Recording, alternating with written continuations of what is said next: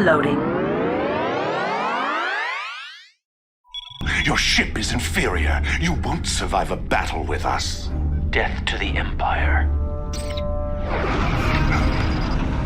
Return fire! If you've ever watched the original series or early seasons of The Next Generation, you'll know that aliens often wear certain hats. The races were stereotypes of a warrior faction or logical faction, or one that couldn't be trusted because they were capitalists. Nuance would slowly seep in eventually, and races would become individuals, but overall themes of what they were would stay. While this is generally a detriment to the writing, it can be helpful when analyzing a species' cultural norms and especially their technology. It almost makes it super easy, barely an inconvenience.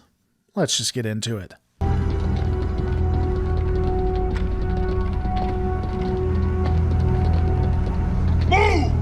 The Klingon Empire is a warrior race that has gone through several evolutions of what it even means to be a soldier. From a race that finds honor in everything they do, which includes scientists and even janitors, to a race that glorifies the worst stereotypes of ancient fighters. Their culture is a focus around the art of crafting glorious combat.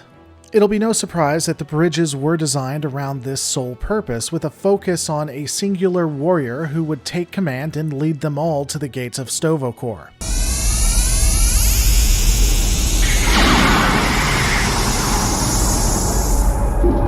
The most prolific and well-known design in the Klingon fleet is that of the Bird of Prey. Early Birds of Prey bridge designs had Spartan accommodations. In theory, most of these bridges needed only 3 officers to operate. The 22nd century Klingon bridge would be located at the front of the vessel. The bridges of a Bird of Prey often mimic that of Starfleet equivalents, with 1 or 2 consoles in front of the captain's chair, and in front of that would be the view screen. There would be some consoles to the side and a few behind the captain. The walls would additionally have extra monitors and displays that would allow different operations for the ship. That's not to say that birds from the 22nd century into the 23rd century wouldn't see massive redesigns and change quite frequently. It just means that even in redesigns, there was an overall theme. One of the more interesting pieces about bridge designs isn't really the designs themselves, but why they exist. And it could be due to a few different reasons. As I've stated in the past, the Klingon military wasn't uniformed from what we see in the Federation. The vessels were likely made by individual houses, which would explain the differing compositions of these bridges, as each family would have their own configuration. Additionally, it could also be that the captain decided where everything went. From everything we can observe, the consoles and stations appear to be very modular. A good example of this is when Kirk and his crew defeated the Klingons and ultimately commandeered their vessels. After taking command of the ship, the crew would completely change the configuration of the vessel to something that more met Starfleet standards. What once included having all of the ship's systems in front of the captain with him directly behind and elevated to moving to something more akin to what a Miranda class would look. Oh, and not to mention that while he was elevated on his captain's chair, it was, quite unique. An oddity worthy of note is the materials used on the bridges, as well as the way the displays show what the information is coming through. The metal is often a dull gray, brown, or red, with the readouts having variations of light and darker reds. This makes the bridge appear to be bathed in blood, or gives an ominous tone of the warriors, showing them ready for battle. Often the bridges would have poor lighting, which again makes it seem more threatening for anyone who might come on board. And while it would change somewhat depending on the class, this is an aesthetic that is largely kept. Return fire!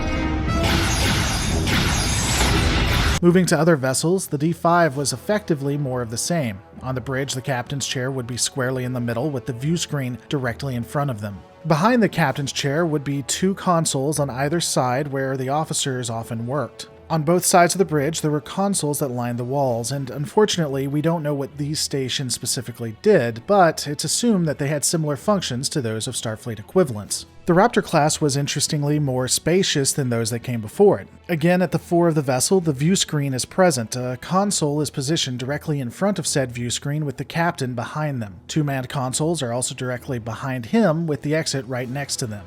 The consoles on the port and starboard would also keep functionalities. On this variant, we do know that the port specifically had the tactical engineering displays, while the port had a console that was focused on structural integrity. The D7 was a design shared both between the Romulans and the Klingons. We don't have a lot of information on it, but it was similar to what we've seen before. The captain would sit in the middle with various consoles surrounding him. This included a display directly behind. It's honestly a shame we don't know a lot about this ship given its predominance in Starfleet affairs and how many times we see it. The Katinga, classified as the Sombrero class by the Federation, began a marked change in vessel designs for the Klingon Empire. The bridges are more expansive, allowing far more room for their warriors. The bridge was located at the top of the vessel, with the very front of the bridge having, wait for it, the view screen.